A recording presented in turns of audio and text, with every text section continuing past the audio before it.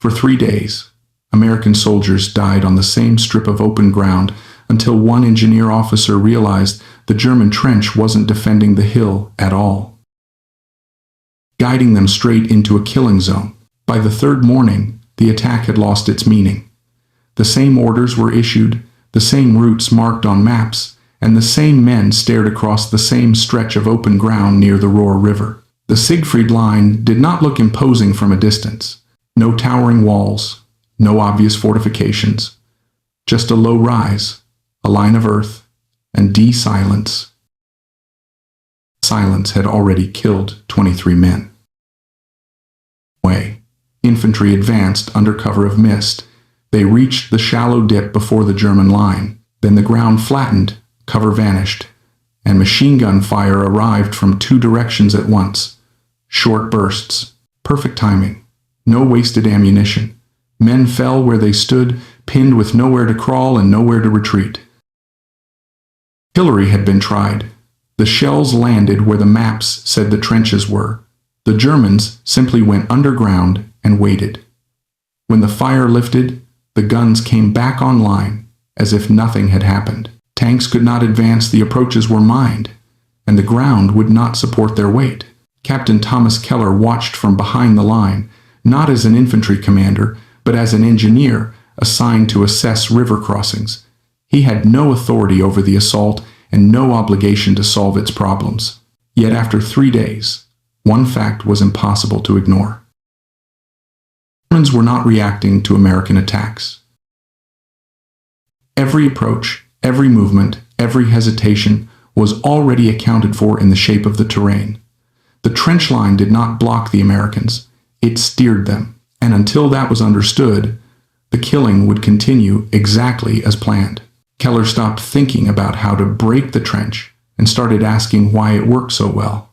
From a distance, the German position looked ordinary, no heavy bunkers, no obvious strong points, but when he walked the ground, the pattern became clear. The trench did not face the American line directly. It curved, subtly at first, then decisively, bending the attacker's path toward a narrow stretch of exposed earth. Any unit advancing naturally followed the contour of the land, and the land led them exactly where the Germans wanted them. Machine guns covered that strip from 2 concealed angles. Not enough fire to announce themselves early, just enough to freeze movement once men were committed. The Germans weren't stopping assaults. They were waiting for them to arrive fully exposed. In the trench, Keller noticed something almost no one else had paid attention to: a shallow drainage channel running parallel to the line. It was muddy, half collapsed, and useless for defense.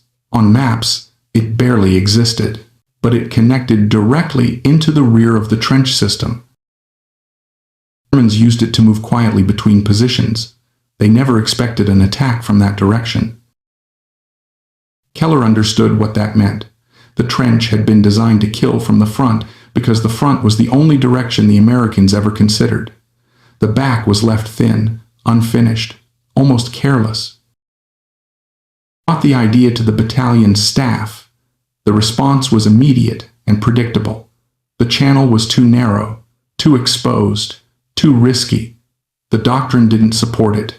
Engineers were meant to clear mines and build bridges, not lead assaults. Keller did not ask for permission again. Their team, 2 flamethrower operators, and a demolition kit. The goal was not to overrun the trench. It was to seal it close exits, collapse junctions, and force the defenders to choose between fire and suffocation.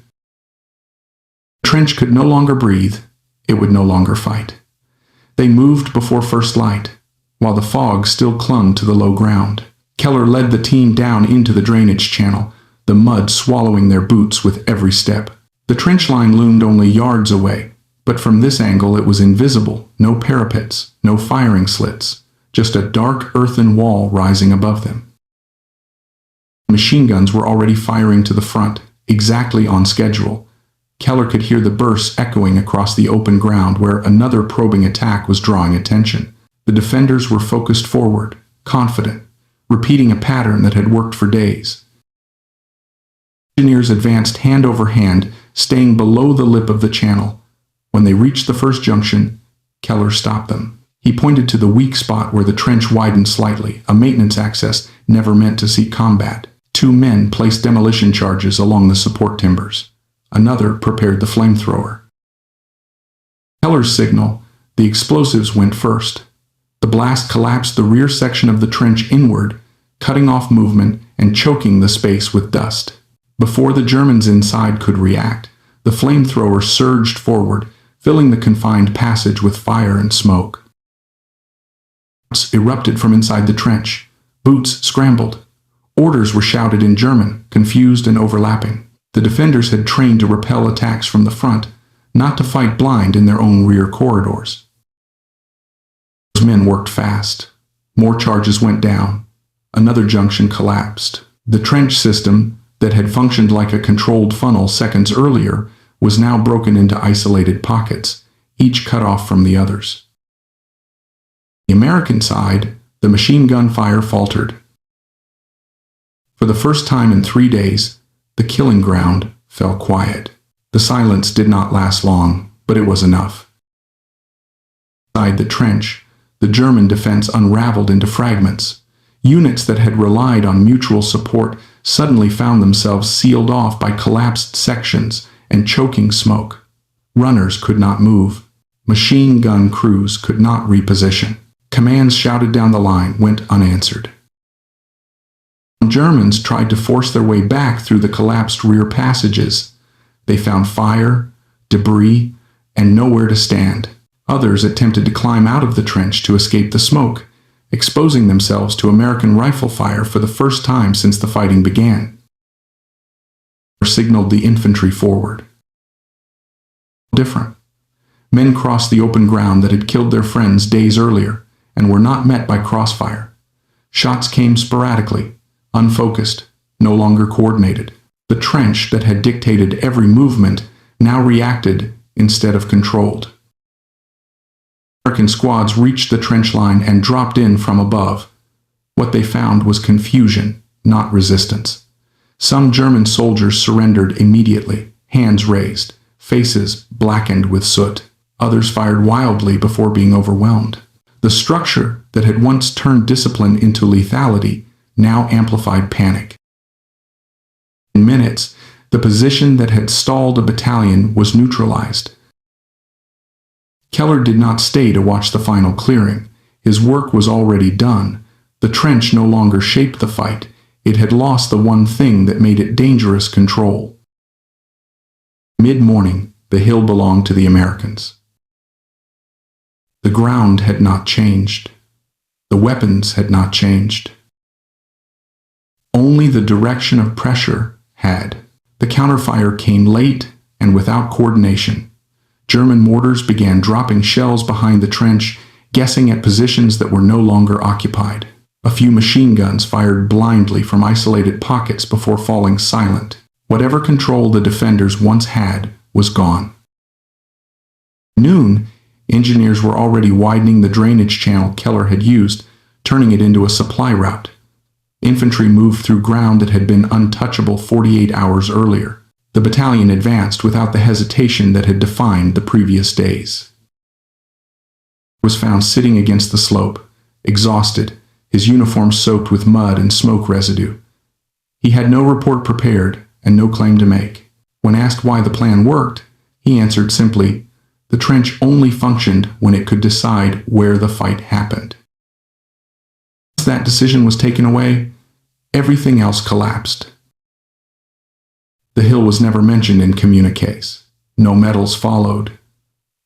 The action was written up as a successful combined arms maneuver and filed away among hundreds of similar reports. But the men who crossed that ground remembered it clearly. 3 days, the enemy had controlled the battle without advancing an inch. On the 4th, control changed hands and the fight ended almost immediately. The lesson was never about firepower or courage. Where movement is allowed. Decision ended the killing. What happened after the hill fell mattered more than the fight itself, because it exposed how fragile control really was once it slipped away. In hours, American units were moving through ground the Germans had dominated for days. Supply lines followed. Radios came forward. The battlefield reorganized itself almost automatically, as if it had been waiting for permission to function normally again. The same terrain that had punished every step now offered no resistance at all. This is how positional warfare usually ends, not with a dramatic collapse, but with sudden irrelevance. The German trench had not been destroyed in a technical sense. Much of it still existed. Sections were damaged, yes, but repairable. What could not be repaired was its purpose.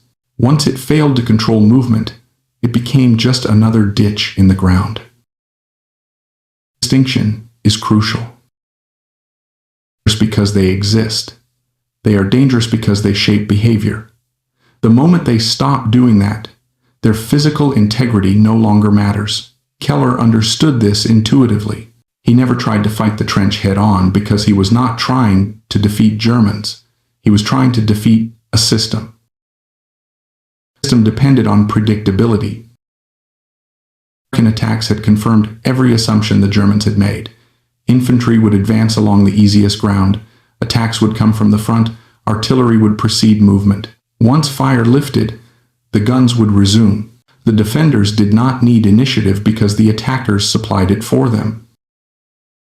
This is the quiet advantage of good defensive design. It forces the enemy to do your thinking. Keller broke that contract. Rear, through a feature the Germans considered irrelevant, he did more than surprise them. He invalidated their preparation. Every range card, every rehearsed field of fire, every drilled response suddenly applied to the wrong problem. Inside the trench, that realization came too late. This is where many post-war accounts oversimplify events. They frame success as cleverness or daring. In reality, it was misalignment. The German defense was perfectly optimized for a fight that no longer existed. Pressure came from an unexpected direction. Discipline turned into rigidity. Orders no longer matched conditions. Training no longer produced correct responses. Soldiers acted according to what had worked before, not what was happening now. Lag is deadly. Enormous effort trying to shorten it. Faster communication, better intelligence, more flexible doctrine. Yet the problem persists because it is human. Under stress, people revert to what they know. When the environment changes suddenly, that instinct becomes a liability. Hill after hill, city after city, wars are decided by who adapts first. Keller's role as an engineer mattered because engineers are trained to think about systems rather than engagements. Bridges, roads, drainage, fortifications, these are not targets, they are enablers. Control them, and behavior follows.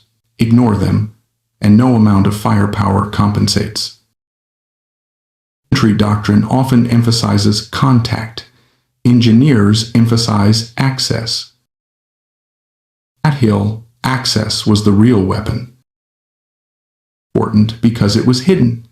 It was important because it bypassed the logic of the defense. The Germans had decided where fighting would occur. Keller chose where it would not. Negative space, the area outside expectation, is where decisive action usually lives. After the war, this kind of thinking would slowly influence doctrine, especially in urban operations. Rather than attacking strong points directly, forces learned to isolate, bypass, and collapse systems from unexpected angles. Sewers, rooftops, rear corridors, features once ignored became critical. In 1945, much of this was still learned the hard way. The men who crossed that hill did not care about theory. They cared that they were no longer being funneled into a killing zone. That relief changed how they moved, how they thought, and how quickly the advance resumed. Morale is often treated as an abstract quality. In reality, it is deeply spatial. Soldiers feel confident when they believe they have options. They break when those options vanish. Trench had taken options away from the Americans. Keller took options away from the trench. The fight. There is also a sobering counterpoint to this story. Had the Germans anticipated an attack from the rear, had they reinforced the drainage channel, the outcome might have been very different. Keller's plan depended on oversight. Innovation often does. This is why success in war is rarely permanent. Every effective tactic becomes obsolete once understood. Every clever solution invites a counter. The advantage lies not in having better answers, but in asking better questions sooner. Germans asked, "How do we stop an attack from the front?" Keller asked, "Why does every attack come from the front?" In the end, no monument marked the drainage channel. No citation described the geometry of the trench. The official records summarized the event in neutral language and moved on. Wars do that. They compress complexity into digestible outcomes.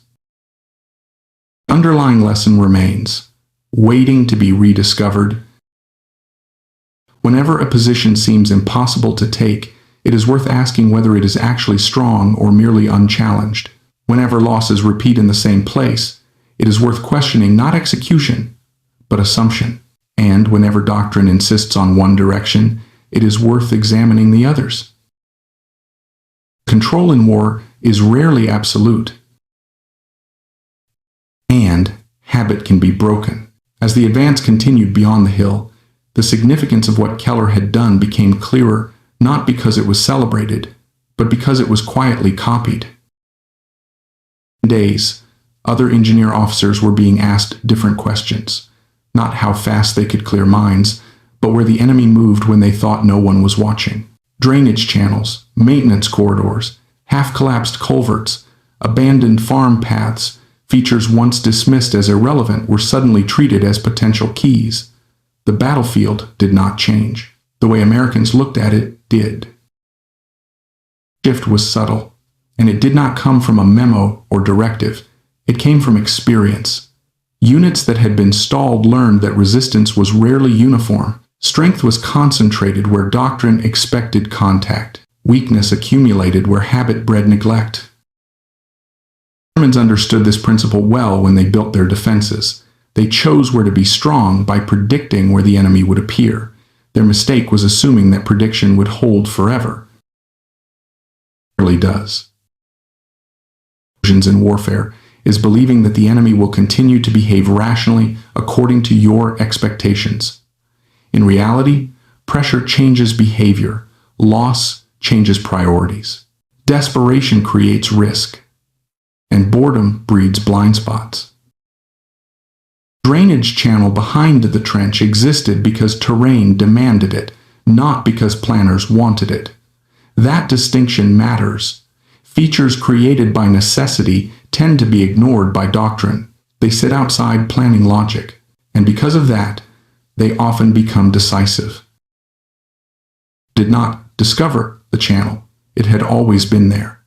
What changed was the willingness to treat it as meaningful. This is an important lesson because it challenges the idea that innovation requires new tools. Often, it requires reclassification. Something ignored becomes critical. Something obvious becomes irrelevant. The battlefield remains the same. Perception shifts. German defenders had spent weeks shaping the front of their position. They had rehearsed fields of fire, calibrated distances, memorized approach routes. All of that labor was rendered useless in minutes, not because it was poorly done, but because it was done too narrowly. This is the risk of specialization. The better you are at defending one thing, the more vulnerable you become to something else. Americans pushed forward. Prisoners taken from the trench described their confusion. They had heard explosions behind them and assumed friendly artillery was falling short. They waited for orders that never arrived. When smoke filled the passages, they believed it was temporary. By the time they realized the rear was compromised, the structure that allowed coordinated defense no longer existed. Nation is fragile. It depends on movement, communication, and trust that space remains navigable. Remove any one of those, and even disciplined units fracture. What happened in the trench looked like collapse. From the inside, it felt like isolation. Small groups cut off from command, each reacting to incomplete information, each making decisions that made sense locally but worsened the situation globally. Dynamic appears again and again in warfare. Large formations fail not when they are overwhelmed everywhere, but when connections fail in key places. Once that happens, strength becomes irrelevant. Americans benefited from this without fully understanding it at the time.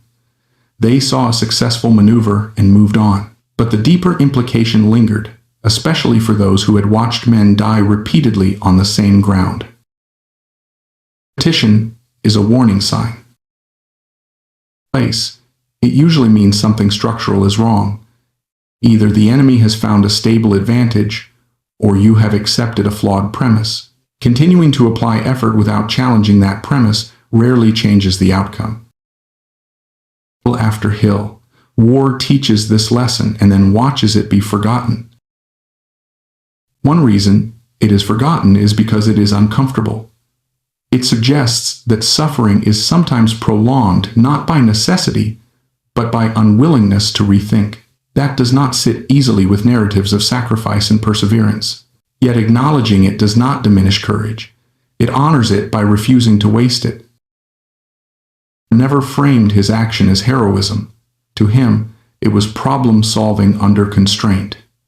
That mindset matters because it resists romanticizing risk. It treats danger as a variable, not a virtue.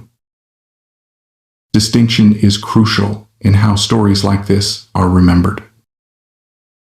If the lesson becomes, be bold, it will be misused.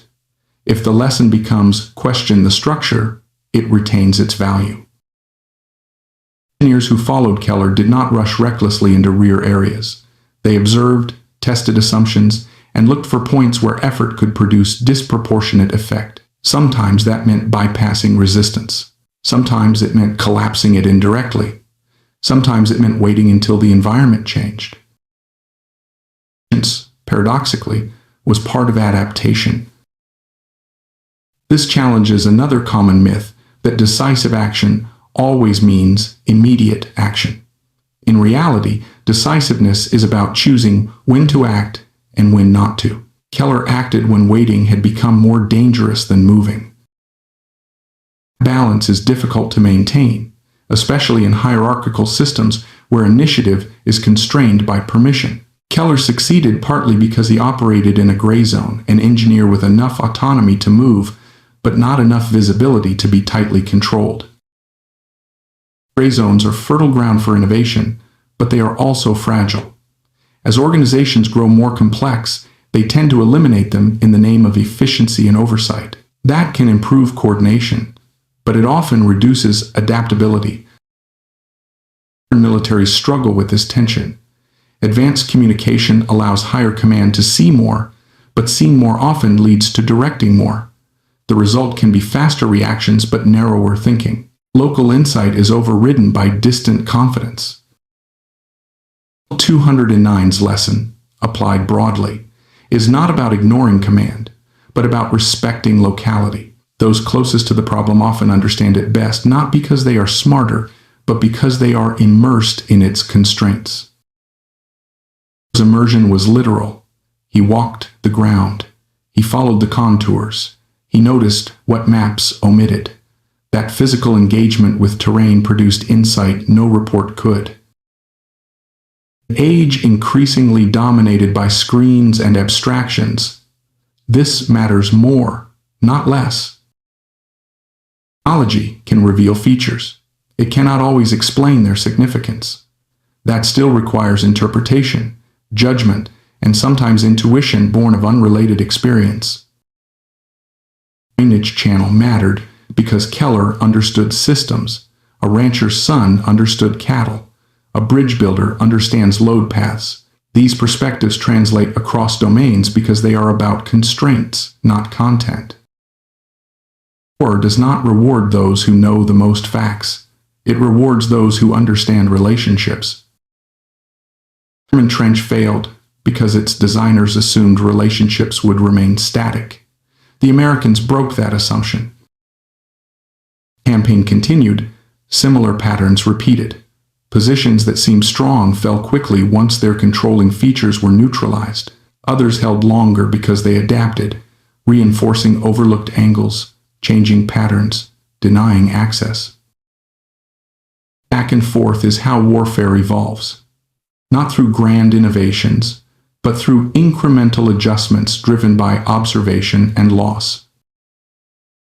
209 sits at one point in that process. It is not unique, it is representative.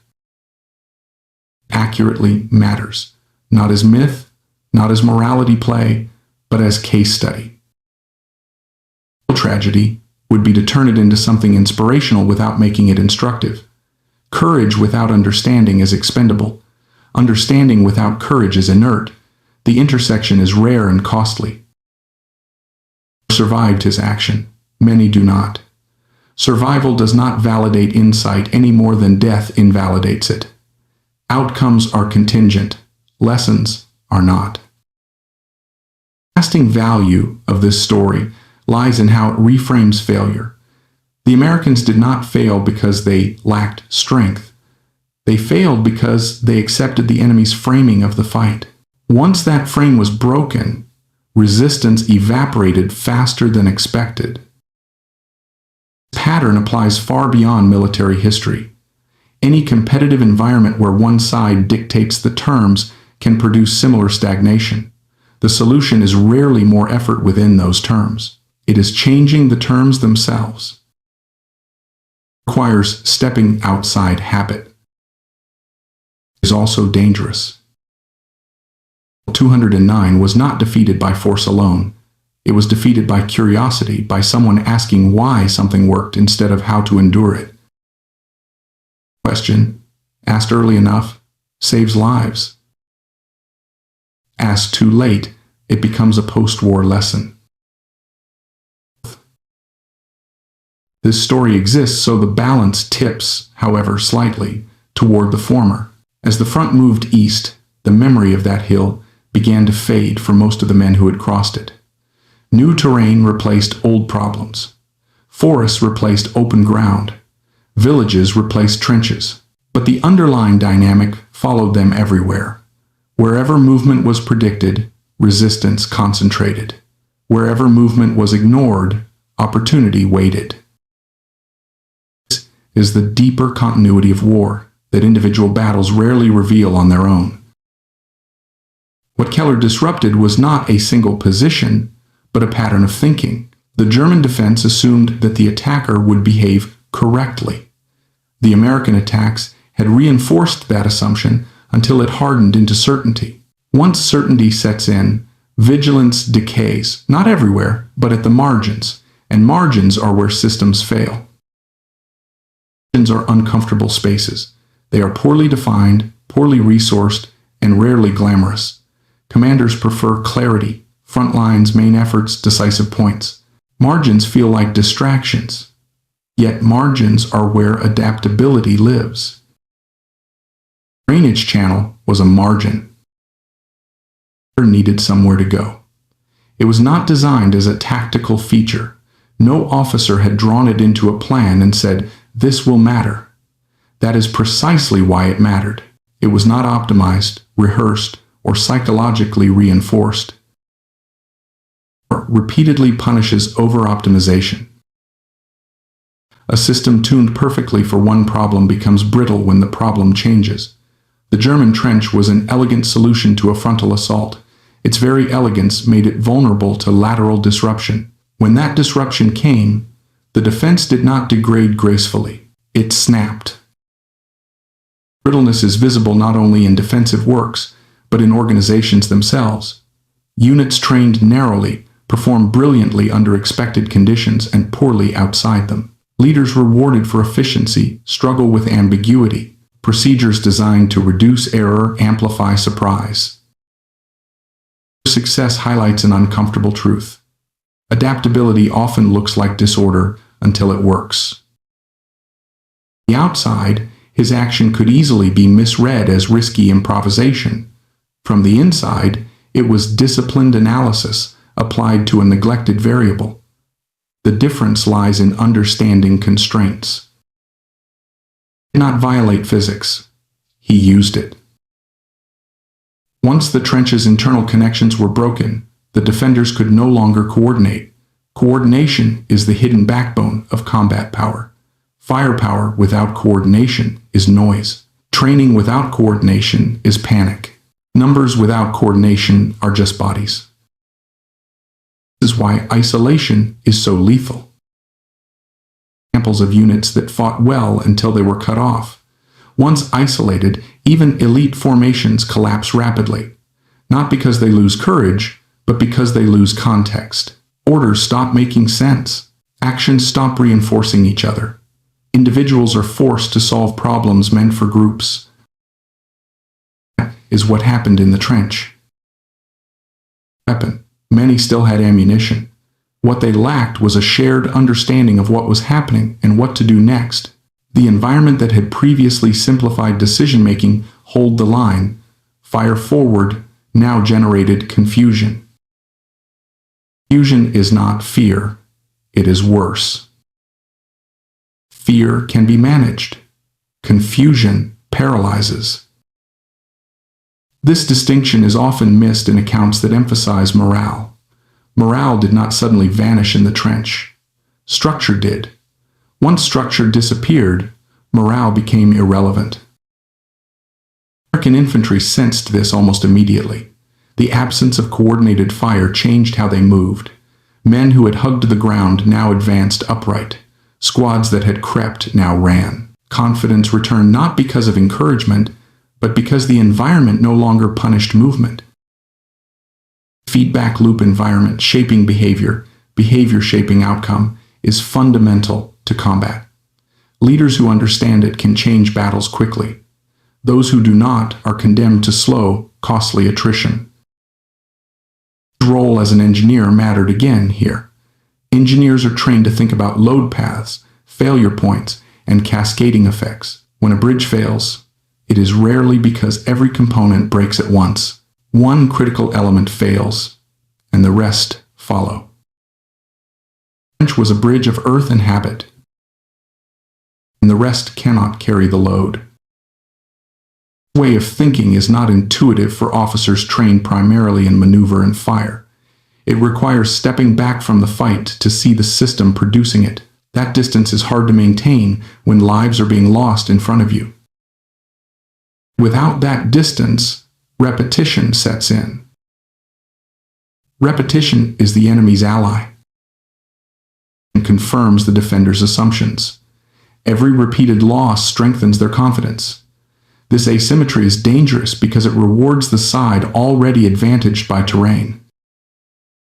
After hill, this dynamic plays out.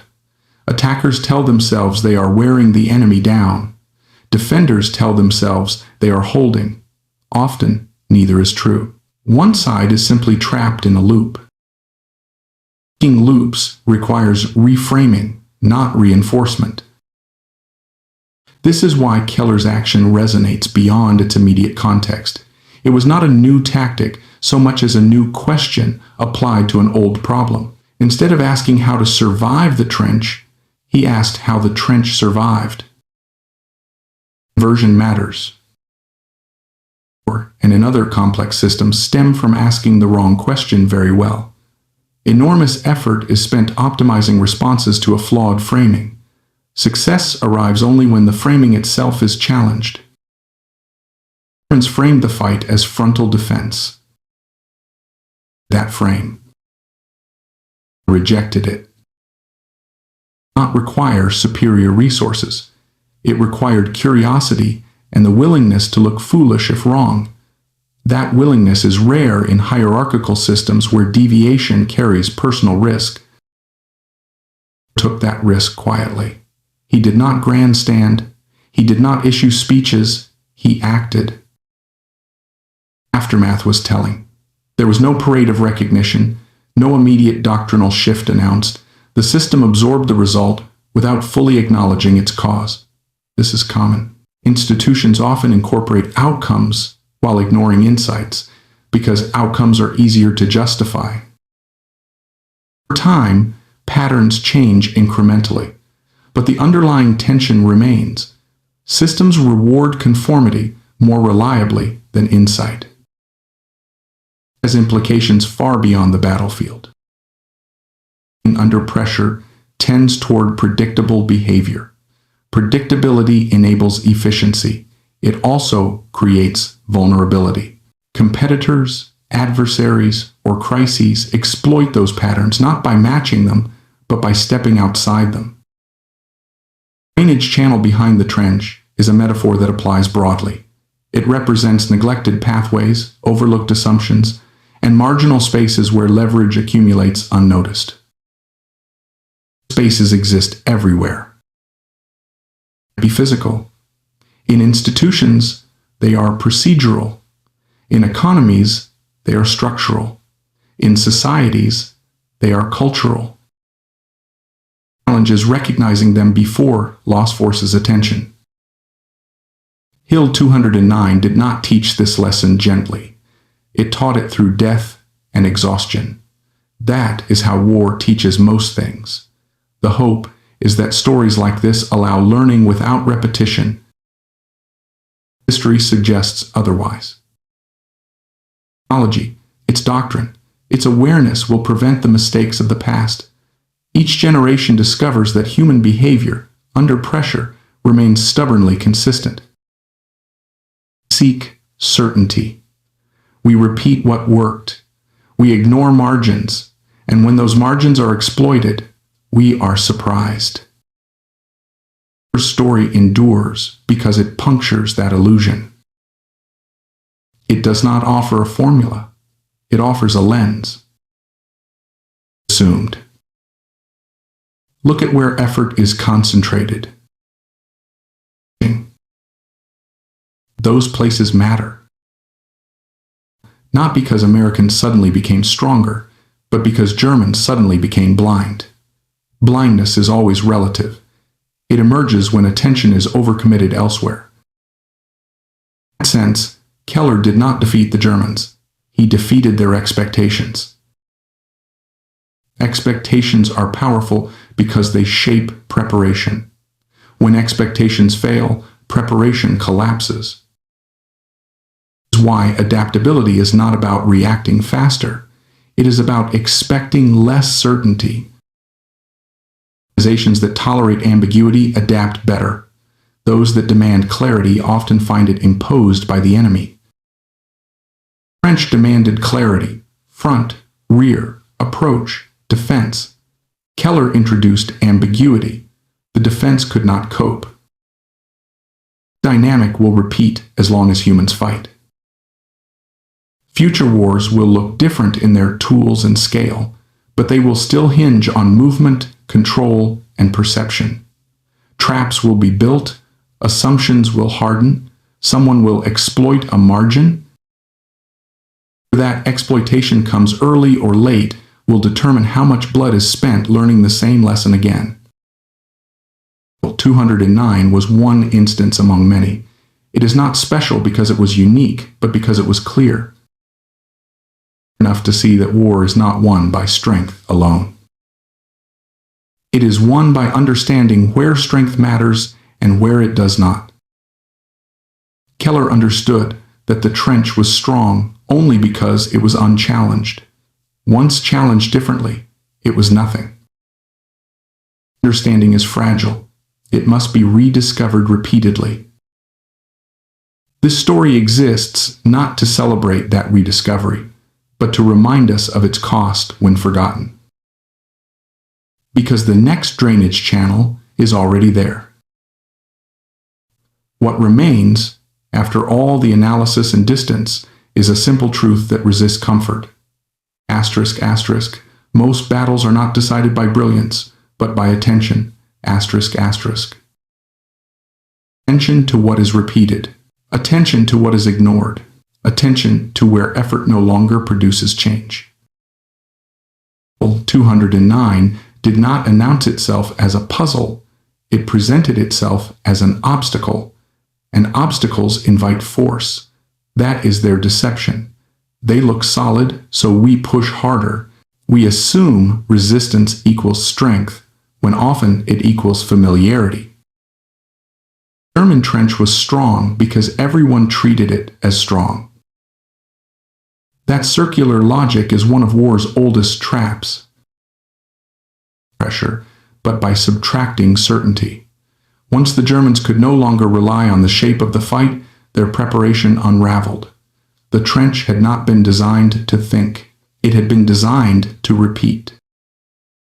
Mission failed. After-action reports sound the same across decades and continents. Different units, different weapons, same conclusions, written in neutral language to make them bearable. Enemy resistance collapsed after loss of cohesion. Position became untenable. Breakthrough achieved following disruption of rear areas.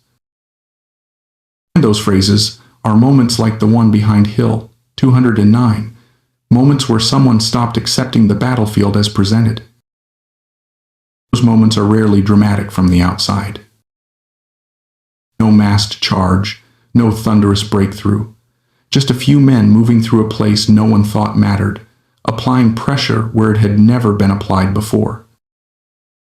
The outcome felt sudden only because the conditions had been ripening for days. This is another misconception war encourages, that decisive moments arrive without warning. In reality, they are often the result of prolonged stagnation. The warning signs are there: repetition, mounting cost, diminishing returns, but they are easy to ignore because they demand change. Change threatens identity. By what they are trained to do. Engineers build, infantry assault, artillery suppresses. When a problem cannot be solved within those identities, frustration grows. Losses accumulate. Blame circulates. 209 was dangerous not just because of German fire, but because it was quietly forcing the Americans to fight in ways that contradicted their sense of competence. Each failed assault was not only a loss of men, but a loss of confidence in method. His intervention restored confidence not by proving Americans were braver or stronger, but by proving the problem itself was flawed. Restoration mattered. Opposition can be beaten. They move differently. They observe more. They hesitate less. Momentum returns not as recklessness, but as trust in cause and effect. It is fragile in combat. It depends on the belief that actions lead somewhere. When that belief disappears, discipline alone cannot replace it. This is why prolonged stalemates are so corrosive. They do not just kill bodies, they erode meaning. 209 was becoming such a place. Keller changed the story the soldiers were telling themselves. The hill was no longer cursed. It was no longer invincible. It was simply misframed. Reframing did more than clear a position. It allowed the campaign to move forward psychologically as well as physically. The story's final warning lies in how easily this lesson can be misread. It is tempting to conclude that ingenuity always wins, that cleverness can substitute for preparation, that bold deviation is inherently virtuous. Hill 209 does not support that conclusion. Keller succeeded because he understood the system deeply, not because he ignored it. Action was informed, not impulsive. Without that understanding, the same move could have ended in disaster, remembered only as another failed gamble. Insight is what separated adaptation from recklessness.